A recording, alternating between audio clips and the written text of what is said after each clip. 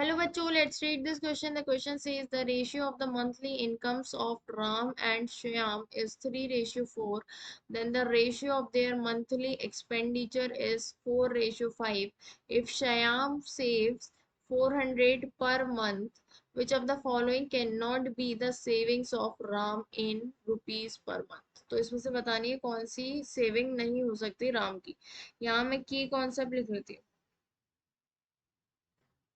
की कॉन्सेप्ट क्या है हमारे पास इस क्वेश्चन का कि if we have if we have two ratios, if we have the ratio of two things, then we assume the actual value the actual value of these things by multiplying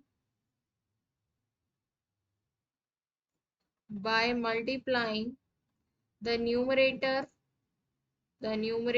and denominator by same variable।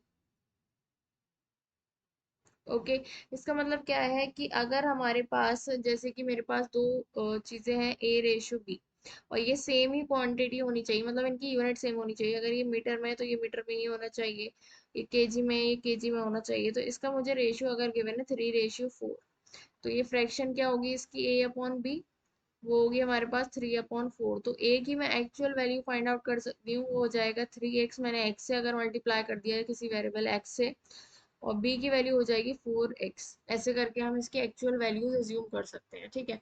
अब यहाँ पर question में क्या कह रहे हैं कि the ratio of monthly income of Ram and Shyam is 3:4।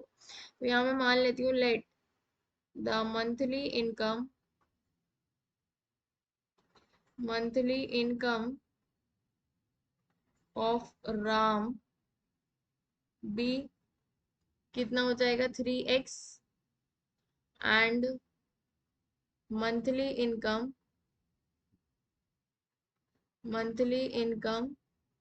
Of Shyam be 4x।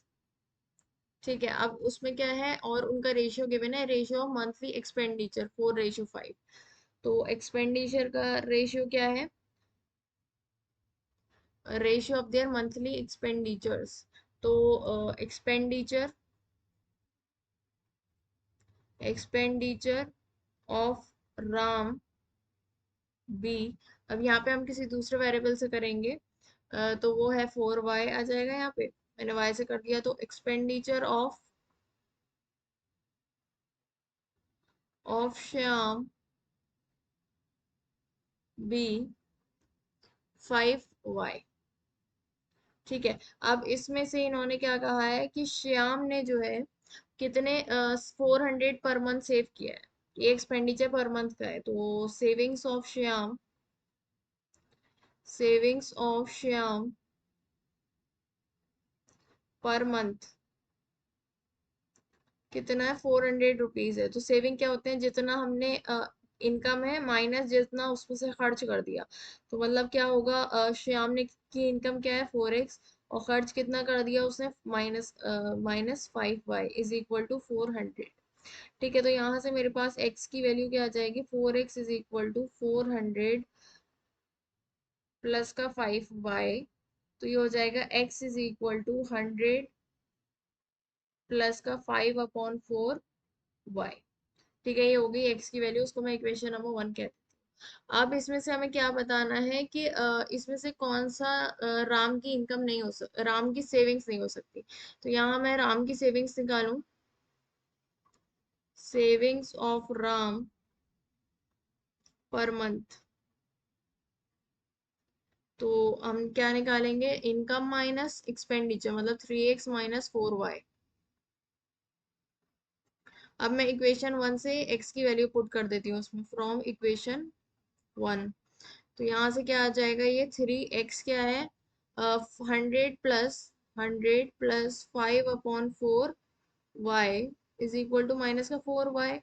तो ये मेरे पास बनेगा 300 प्लस का 15/4 y माइनस का 4y है। 4y और माइनस का 4y, तो यहाँ से आ जाएगा 300 प्लस y में यहाँ कॉमन ले लूँ तो ये बन जाएगा 15 माइनस का 16/4। तो ये आ जाएगा 300 माइनस का y/4, और इसमें से हम एलसीएम ले लें तो ये आ जाएगा 1200 माइनस का y/4। ठीक है, कितना आ गया 1200 माइनस का y/4। ये कितनी आ गई, सेविंग्स आ गई है राम की, savings of Ram per month. ठीक है, तो कितनी आ गई हमारे पास, 1200 - y, 1200 - y/4। अब इसमें से हमें देखना है कि कौन सी नहीं हो सकती। तो ऑप्शन ए में क्या है मेरे पास, ऑप्शन ए है मेरे पास 290।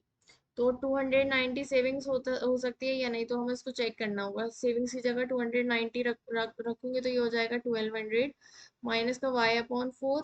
अब ये इसको इधर मल्टीप्लाई करेंगे तो ये हो जाएगा 4 0 0, और 9 4 36, 6 3 4 2 8 9 10 11, और इज इक्वल टू 1200 माइनस का y, तो y आ जाएगा यहाँ से 40 के बराबर। ठीक है, अब y की वैल्यू पॉजिटिव है तो हमारे पास जो y हमने क्या लिया था, एक्सपेंडिचर रख लिया था, तो y की वैल्यू पॉजिटिव है तो एक्सपेंडिचर हमारा पॉजिटिव ही आना चाहिए। ओके, तो यहाँ पर ये तो हो सकती है सेविंग्स, तो ये तो करेक्ट है। ठीक है, अब बी देखते हैं हम। y की वैल्यू नेगेटिव नहीं आनी चाहिए, क्योंकि अगर y की वैल्यू नेगेटिव आ जाती है तो हमारे पास कोई अमाउंट नेगेटिव तो होती नहीं है, तो इसलिए हम उसको नहीं कंसिडर करेंगे। अब मैं उसको सेविंग्स को क्या रखते हैं हम, बी ऑप्शन हमारे पास क्या है, 280। 280 इज इक्वल टू 1200 माइनस का y/4। 4 0 0, 8 4 32, 2 3 4 2 9 10 11 is equal to 1200 minus का y, तो y की वैल्यू यहाँ से हो जाएगी 80 के बराबर। ठीक है, तो ये भी करेक्ट है हमारे पास, ये भी हो सकती है, दिस इज पॉसिबल। अब हम सी ऑप्शन चेक करते हैं। तो सी ऑप्शन में क्या है हमारे पास, 270। 270 इज इक्वल्स टू 1200 माइनस का y/4। तो ये हो जाएगा 4 0 0, 7 4 28, 8 2 4 2 9 इज इक्वल टू 1200 माइनस का y, तो यहाँ से y आ जाएगा 4 0 0, 7 4 28, 8 2 4 2 9। तो 1200 माइनस का 1080, तो y की वैल्यू यहाँ से आ जाएगी 0 से 0 और 10 में से 8 टू 20 के बराबर, 120। तो ये भी हमारा पॉसिबल है सेविंग्स, तो दिस इज ऑल्सो करेक्ट। अब हम डी ऑप्शन देखते हैं। डी ऑप्शन में हमारे पास क्या है सेविंग्स में, 310। तो 310 इज इक्वल टू 1200 माइनस का y/4।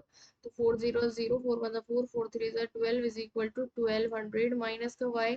तो यहाँ पर y की वैल्यू आएगी माइनस का 40। तो y नेगेटिव नहीं हो सकता, क्योंकि हमारा फिर एक्सपेंडिचर नेगेटिव हो जाएगा, तो ये नहीं हो सकती savings, this is not possible. Possible तो हमें यही बताना था कि इनमें से कौन सी नहीं हो सकती सेविंग्स। तो सेविंग क्या नहीं हो सकती, option D 310। So the final answer is 310. Option D is correct. Hope you understood it well. Best of luck. Thank you.